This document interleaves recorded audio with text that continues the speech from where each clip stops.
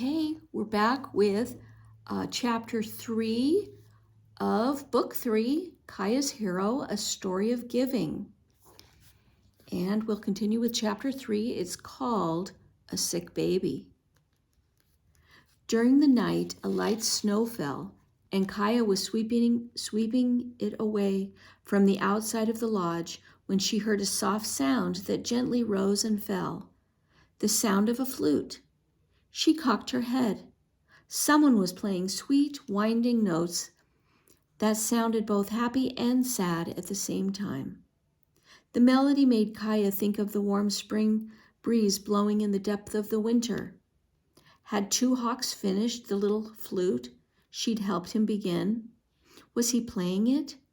When she'd swept the ground bare with a piece of sagebrush, she hurried to find him.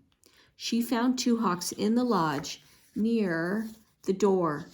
He was sitting with an older boy named Runsholm, who held a flute in his lap, to his lips. The sweet music Kaya had heard was the older boy's skilled playing. Kaya knew Runsholm liked to serenade girls on long summer evenings. When Two Hawks saw Kaya, he raised his flute to his lips and blew. A squeak. He blew again.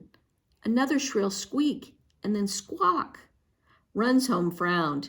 He took the flute from Two Hawks and compared it to his. He showed Two Hawks that the slit he'd made on the top was too small and the holes on the side were too large. Two Hawks seized his flute and shoved it out of his sight under a parfleck. He folded his arms over his chest and gave Kaya a fierce look of anger and disappointment. Since Two Hawks had been with her people, he'd put on some weight and he looked much healthier. But at that moment, he reminded her of the skinny, bitter boy she'd first seen at the enemy camp. "Can you help him find another elderberry stick?" Runsholm asked her. "He can learn to make a good flute if he'll let me work with him." Kaya threw Two Hawks a word. "Come with me, we'll find another stick." Two Hawks turned his head. Kaya thought that if his ankle was healed and he could run away from them, he would. "He can't make something perfect the first time you try," she signed to Two Hawks. "You have to practice. I'm going to get horses for us so that we can find another stick for you." "Will he go with you?" Runsholm asked her. "He did before," she said firmly. "He will again. I'm sure of it."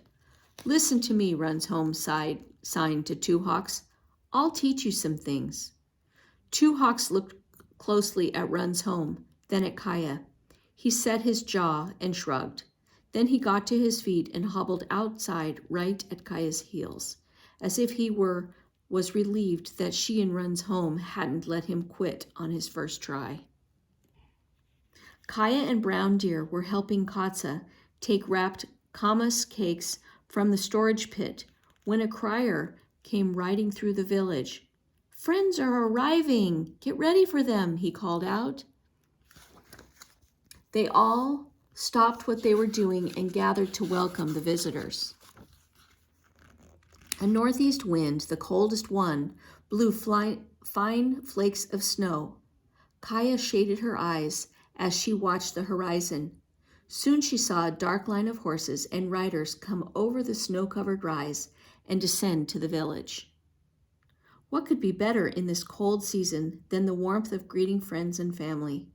Everyone hugged and smiled and talked and handed around gifts.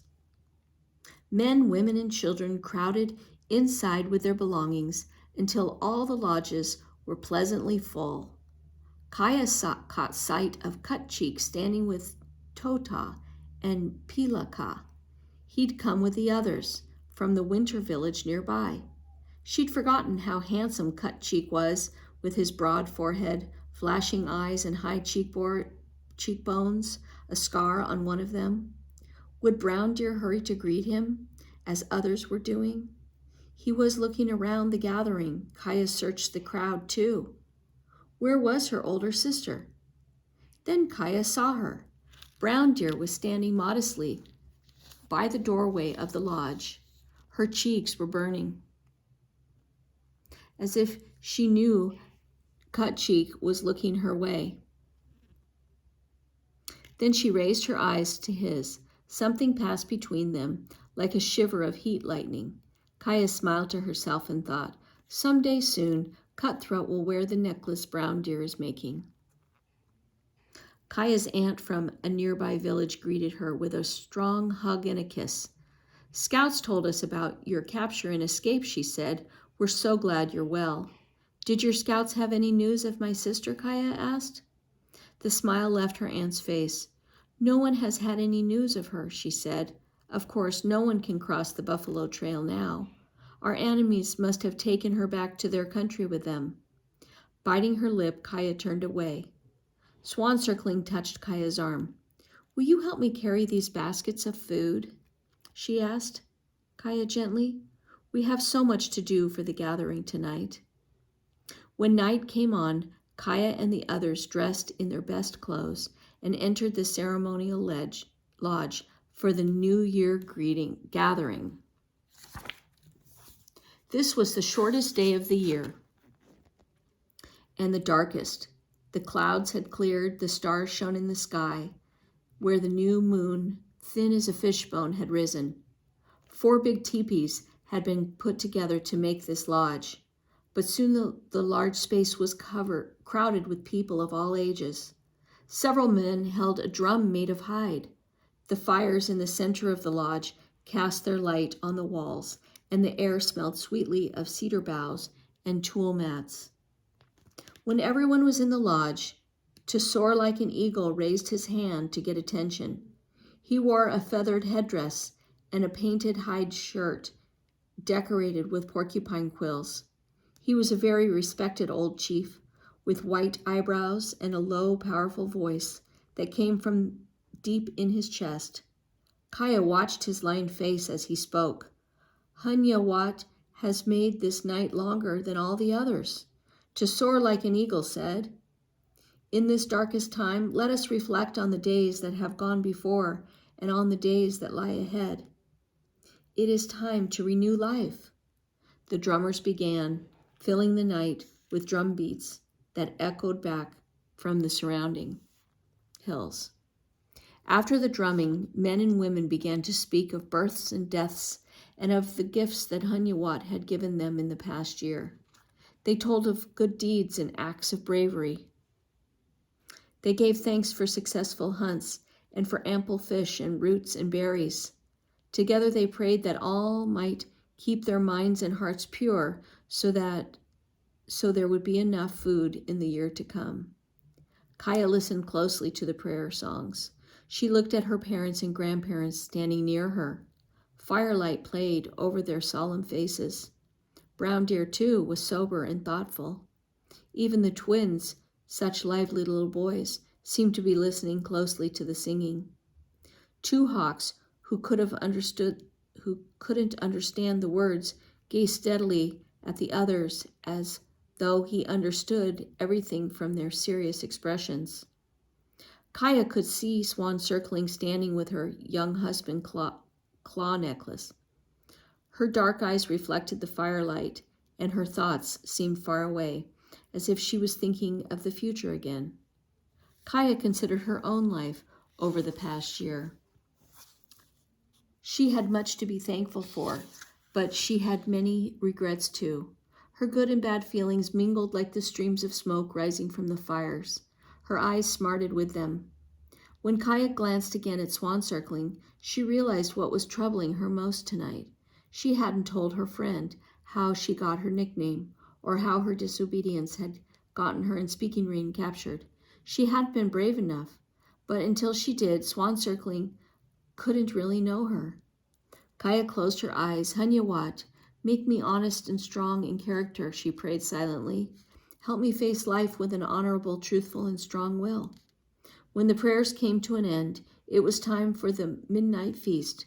Women brought out steaming salmon broths, followed by bowls of mashed roots and berries. As Kaya watched the preparations, she felt calm resolve in her heart. Her prayers had given her courage. She would tell Swan Circling everything, and as soon as possible.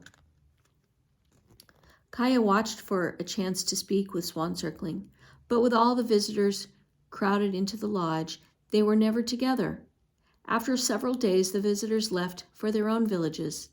Now surely Kaya could take Swan Circling aside and talk with her. One morning, Kaya was piling wood beside the cooking fires when Running Alone hurried over. "Would you look after my baby for a little while?" Running Alone asked Kaya. "I'm troubled about her. I want to find Bear Blanket and ask her for help." Kaya was worried as she followed Running Alone through the lodge to her sleeping place. Bear Blanket was a powerful medicine woman who had cured many, many sick people. Light on the Water must be sick, or Running Alone wouldn't be looking for the medicine woman's help. Light on the Water lay in the hide swing hung from the lodge poles. Kaya leaned over her. The baby's face was flushed, and each time she drew a breath, she coughed. Tiny beads of sweat covered her forehead and cheeks. Her eyes were open, but she didn't gaze up at Kaya. She didn't seem to see anything at all. When Running Alone hurried off, Kaya placed her finger on the baby's hot little hand. Light on the Water didn't tug at it, as she usually did. "Are you sick, little one?" You won't be, Kaya whispered. "There's help for you. You won't be sick for long." Soon Bear Blanket came through the door of the lodge. She was an old gray-haired woman, but her back was as straight as an arrow. Kaya knew that Bear Blanket always kept her mind and body clean so that she would be ready to help those who needed her. Her animal spirit helper was a grizzly bear. Long ago, she had received medicine power, the power to heal, from this Waikin. Brown Blanket carried a medicine bundle in one hand. Swan Circling followed right behind her. Running Alone motioned for Kaya to stand aside so that Bear Blanket could see the baby. The old woman studied the baby's face and bent over to listen to her coughing. Then she spread her hands over the baby's head and began to sing one of her medicine songs. As she sang, she passed her hands up and down over Light on the Water's body. Kaya saw the baby's eyelids tremble and shut, then open again, and she coughed harder. Bear Blanket drew Swan Circling aside and spoke to her, then went back to her singing. Swan Circling frowned. "She wants me to bring her the inner bark of a special tree to boil for a healing drink," she said to Running Alone. "I'm going to get my horse and go after it now."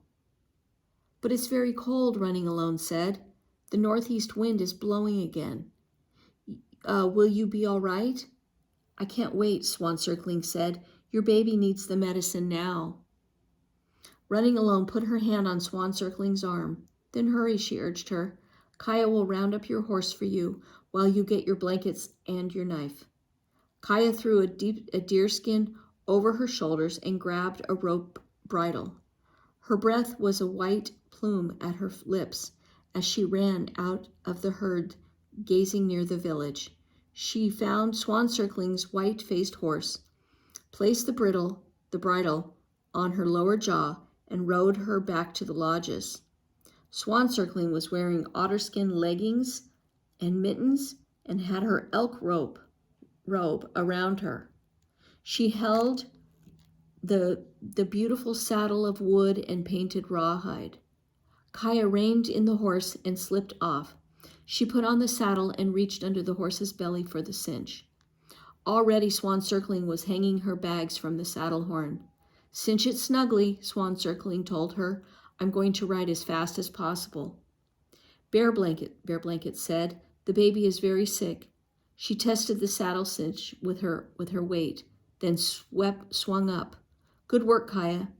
I'll be back before last light. Watch for me." She urged her horse forward, and in a few strides, she was running full out across the frozen ground.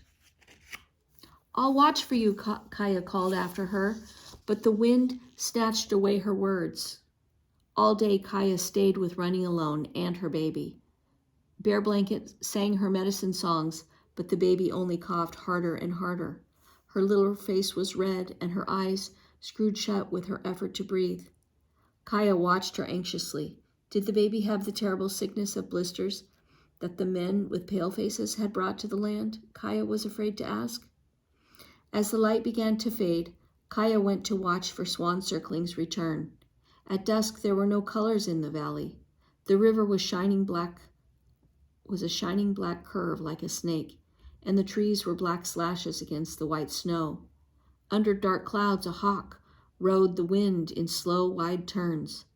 Where is Swan Circling? Kaya thought. Why doesn't she come back? Then she saw a horse appear in the trees at the far end of the valley. Kaya ran up the hillside a little way to get a better look. The horse had a white face. Swan Circling's horse. Kaya caught her breath in relief. But as the horse came closer out of the trees, Kaya saw that it was limping, as though it was hurt, and that it had no rider. Okay, and I'm going to stop right there and read chapter 4 on the next video.